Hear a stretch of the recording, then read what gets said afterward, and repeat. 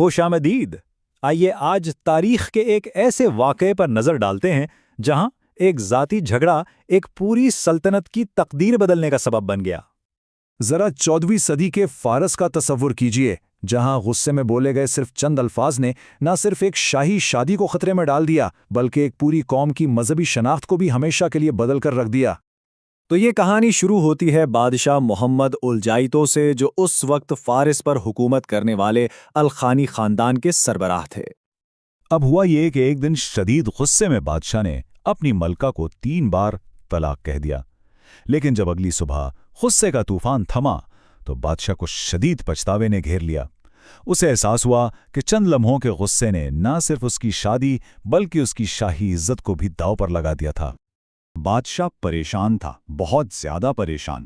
اس پیچیدہ صورتحال کا حل تلاش کرنے کی بے چینی میں اس نے فوراً اپنی سلطنت کے سب سے بڑے 4 مکاتب فکر کے علماء کو طلب کر لیا۔ یہ کوئی معمولی مجلس نہیں تھی، سمجھیں کہ سلطنت کے سب سے بڑے قانونی ماہرین جو اس وقت کے 4 بڑے سنی فقی مکاتب کی نمائندگی کرتے تھے، بادشاہ کے مستقبل کا فیصلہ سنانے کے لیے جمع ہوئے تھے۔ اور ان سب کا فیصلہ ایک ہی تھا، متفقہ اور بالکل اٹل۔ ان کی تشریح کے مطابق یہ طلاق ہو چکی تھی، شادی ختم تھی اور ملکہ اب بادشاہ کے لیے حرام تھیں۔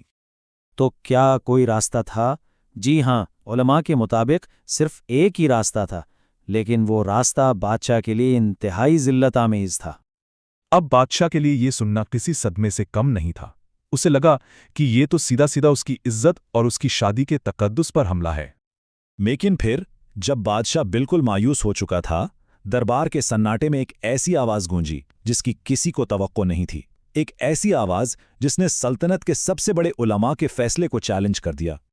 اس شخص نے کہا کہ بادشاہ سلامت، آپ نے 4 مکاتب فکر کو تو بلا لیا، لیکن ایک 5واں مکتب فکر بھی تو ہے، فقہ جعفریہ، جس سے ابھی تک مشورہ نہیں کیا گیا۔ فوراً ایک قاصد دوڑایا گیا۔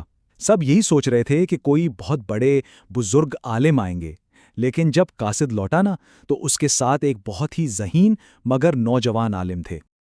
اور یہ نوجوان عالم علامہ حلی جب دربار میں داخل ہوئے تو انہوں نے ایک بہت عجیب کام کیا۔ کچھ کہنے کے بجائے انہوں نے اپنے جوتے اتارے اور اپنی بغل میں دبا لیے۔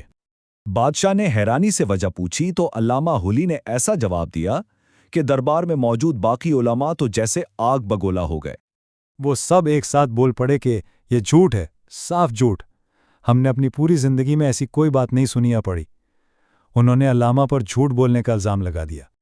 اور بس یہیں سے علامہ حلی نے اپنا کام شروع کیا۔ انہوں نے ایک ایسا جال بچھایا جس کی شروعات ایک سادہ سے سوال سے ہوئی جو حنفی مکتب کے بانی کے بارے میں تھا، اور وہ سوال پوچھتے گئے ایک کے بعد ایک دوسرے اماموں کے بارے میں، اور ہر جواب کے ساتھ وہ 4 علماء انجانے میں علامہ کے بچھائے ہوئے جال میں اور گہرائی تک اترتے جا رہے تھے۔ اور پھر علامہ نے اپنا سب سے بڑا پتہ کھیلا۔